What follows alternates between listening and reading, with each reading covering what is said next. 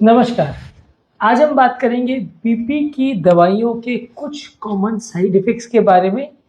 हर specific class की कौन-कौन सी दवाइयाँ हैं और उनके क्या साइड इफ़ेक्ट है, जिसके बारे में विशेष ध्यान रखने की ज़रूरत है, इस बारे में बात करेंगे। इनमें से आपको जो भी दवाई चल रही है उसका ब्रांड नेम अलग-अलग हो सकता है, पर इनमें से जो भी दवाई आपको चल रही है, उसके बारे में आपको विशेष ध्यान रखने की ज़रूरत है। इसमें ये साइड इफ़ेक्ट हो सकते हैं, जो अगर आपको हो तो आपके डॉक्टर के साथ आपको डिस्कस करना है, मैनेज करना है। अगर ज़रूरी हो तो दवा को बंद या उसका डोज को एडजस्ट करना है। ये जानना और समझना ज़रूरी है कि ज़्यादातर मेडिसिन में 3 से 5% पेशेंट्स में साइड इफ़ेक्ट्स होते हैं। ज़्यादातर पेशेंट्स को रिवर्सिबल साइड इफ़ेक्ट्स होते हैं। ज़्यादातर साइड इफ़ेक्ट्स परमानेंट कोई भी डैमेज नहीं करते। पर अगर किसी व्यक्ति को सिग्निफिकेंट कोई साइड इफ़ेक्ट हो रहा हो तो आपके डॉक्टर के साथ डिस्कस करना और डोजेस को एडजस्ट करना ज़रूरी है। दवा बंद करने से ज़्यादातर इन तरह की मेडिसिन का साइड इफ़ेक्ट चला जाता है। टॉपिक पर जाने से पहले जो लोग हमारे चैनल पर नए हैं उन्हें रिक्वेस्ट करूँगा कि चैनल को सब्सक्राइब करें, वीडियोस को लाइक और शेयर करें। सबसे कॉमन और इम्पोर्टेंटली यूज ड्रग्स हैं ACE inhibitor group of medicine. इसमें रामिप्रिल, इनाराप्रिल, कैप्टोप्रिल, पेरिंडोप्रिल ये सारी दवा आती है। ब्रांड नेम्स बहुत सारे हो सकते हैं। इसमें कॉमन साइड इफेक्ट में सूखी खांसी, मुंह सूखना, चक्कर आना, बेचैनी होना, सुस्तीपना लगना, पोटेशियम लेवल्स का बढ़ जाना और खुजली होना, रिएक्शंस होना स्किन में, ये इसके कॉमन साइड इफेक्ट्स हैं। नेक्स्ट ग्रुप ऑफ मेडिसिन है ARB यानी angiotensin receptor blockers. Losartan, valsartan, candesartan, telmisartan, azilsartan, olmesartan, ये सारे उस ग्रुप के मेडिसिन है। यानी एनमिसार्टन वर्ड आएगा। इसी में भी लगभग वैसे ही साइड इफेक्ट्स है। ये भी ACE inhibitor group of medicine के ही जैसी दवा है, लगभग उसी रिसेप्टर पर काम करती है, लेकिन इसमें सूखी खांसी नहीं होती है। हो सकती है पर कंपैरेटिवली कम होती है। मान लीजिए ACE इनिबिटर में उसका चांस 5 से 8% है, तो इसमें लगभग 1-8% है।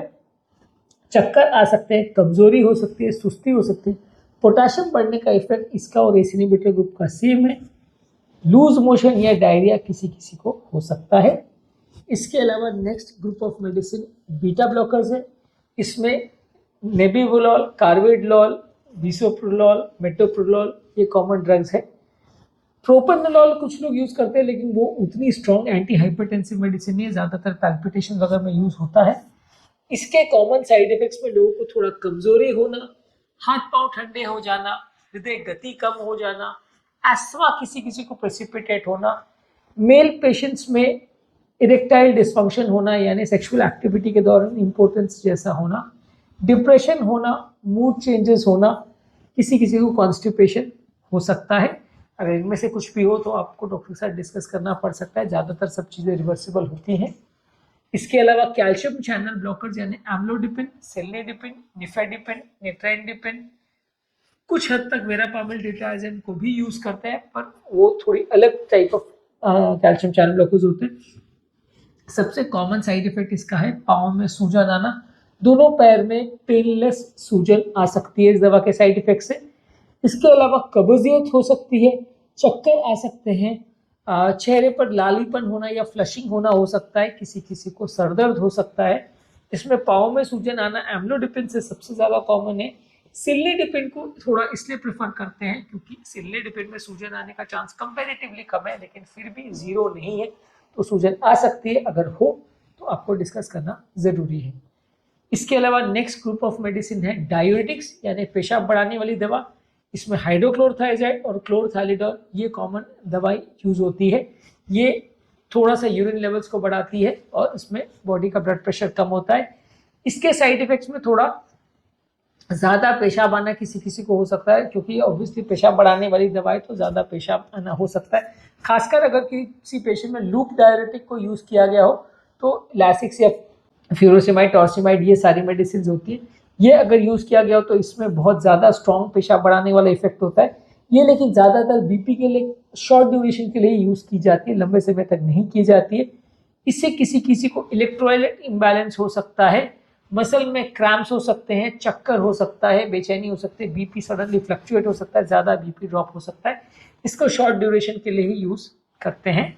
इसके अलावा स्पाइनोलैक्टोन यानी कि मेलोकॉर्टिका रिसेप्टर एंटागोनिस्ट जो होता है, ये बेसिकली एल्डेक्टोन या स्पाइनोलैक्टोन जो मेडिसिन है इसका मेन कॉमन साइड इफेक्ट है कि मेल पेशेंट में ब्रेस्ट और निपल एरिया में इनलार्जमेंट हो सकता है, क्योंकि ये कुछ हार्मोनल चेंजेस कर सकता है, जिससे पेशेंट को निपल के पास पेन हो सकता है मेल पेशेंट्स में। इसको गायनेकोमास्टिया बोलते हैं। पोटेशियम लेवल इससे बढ़ सकता है, पेशाब ज़्यादा आ सकती है, चक्कर, कमजोरी हो सकता है। इसके अलावा अल्फा ब्लॉकर्स बेसिकली इसमें प्राजोसिन यूज होता है ज़्यादा कॉमनली। इसमें भी काफ़ी पोटेंट एंटी हाइपरटेंसिव दवा है, इसलिए इससे चक्कर आना, कमजोरी होना, सर दर्द होना, उल्टी जैसा लगना, कमजोरी या सुस्ती होना इसके साइड इफेक्ट्स हो सकते हैं। इसके अलावा सेंट्रली एक्टिंग अल्फा एगोनिस्ट जो है, इसमें क्लोनिडिन और इस तरह के मोक्सोनिडिन या इस तरह की मेडिसिन आती हैं।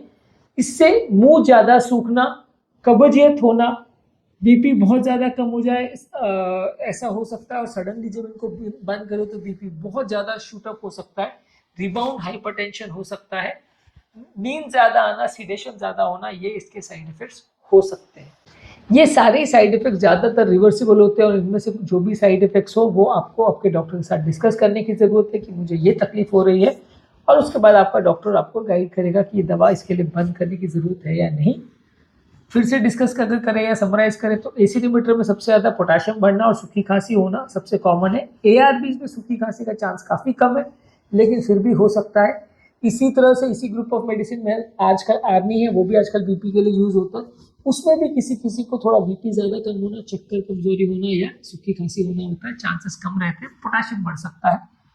बीटा ब्लॉकर्स है, चक्कर, कमजोरी होना, कॉन्स्टिपेशन होना, अस्थमा बढ़ जाना, हृदय गति बहुत कम हो जाना, या सेक्सुअल डिस्फंक्शन या इरेक्टाइल डिस्फंक्शन होना। कैल्शियम चैनल ब्लॉकर्स यानी एम्लोडिपिन वगैरह से पाँव में सूजन आना, चक्कर, कमजोरी होना और कॉन्स्टिपेशन होना। देखिए, चक्कर, कमजोरी होना वो हर बीपी वाली मेडिसिन से हो सकता है, तो बहुत ज़्यादा कॉमन साइड इफेक्ट है, वो मान के चलना है। जो भी दवा का डोज थोड़ा ज़्यादा उसमें हो सकता है।